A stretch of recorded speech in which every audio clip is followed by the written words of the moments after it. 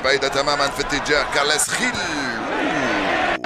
ثم إيسكو استلمها، توغل إيسكو يلعب بينية، كرة لموراتا، جول!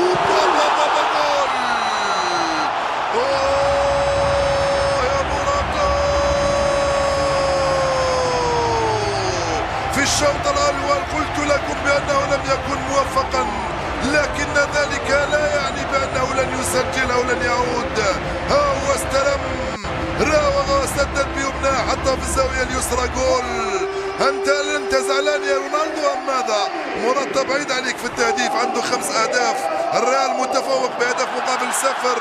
موراتا يفعلها، يسدد كرة من أروع ما يكون على يسار الحارس في الزاوية البعيدة من هناك، هدف ولا أروع من موراتا. سلام!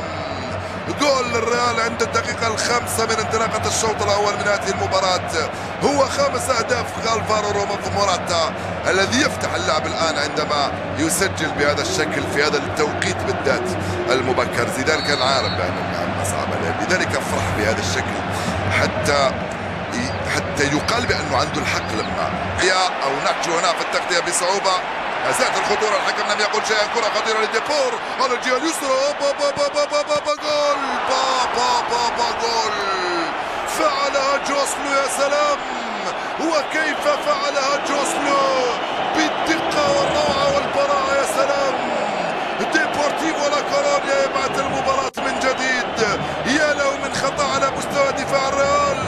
في الريال لا يخطئ الدفاع بهذا الشكل، المدافع لا يمكن له أن يحتفظ بالكرة بهذا الشكل يا كازيميرو، والمهاجم أمامك ترميها شمالا ويمينا وفي العمق وفي الخلف وفي الأمام ولا تحتفظ بها بهذا الشكل.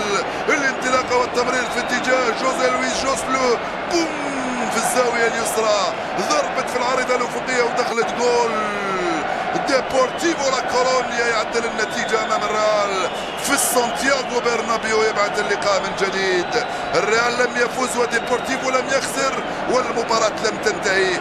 ما زال نشاهد الأشياء الجميلة من دون شك في هذه المباراة. 19 دقيقة لعب، هدف لهدف صارت النتيجة.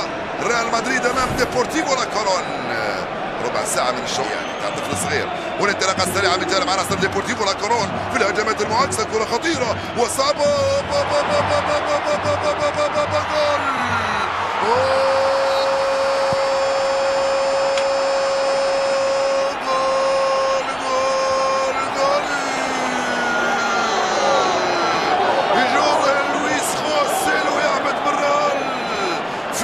دقيقتين ديبورتيفو لا كورون يقلب الموازين. ديبورتيفو لا كورون في سانتياغو برنابيو يقلب الخسارة إلى فوز.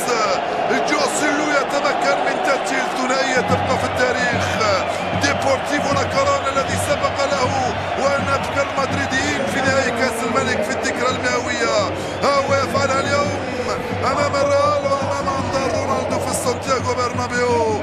دائما من نفس اللاعب، أين كان مخبأ هذا اللاعب جوزيه لويس جوسيلو الذي تمكن من التفوق على راموس والتفوق على كايلور نافاس وإضافة الهدف الثاني للريال. جول! الحقها يا راموس، الحقها.